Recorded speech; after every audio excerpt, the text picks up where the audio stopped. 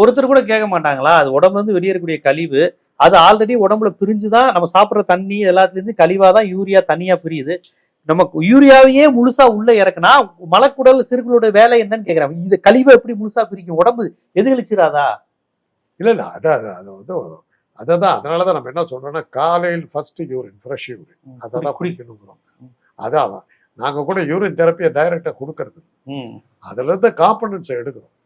சில சமயங்கள்ல இன்ஜெக்ஷன் இல்ல மருந்து சில இருந்து எடுக்கிறோம். இப்ப ஒரு கிருமியை கொல்றதுக்கு அந்த கிருமியில இருந்தே நம்ம ஆன்டிஜென் அது மாதிரிதான் வேற அதையே குடிங்கன்னு சொல்றது எப்படி?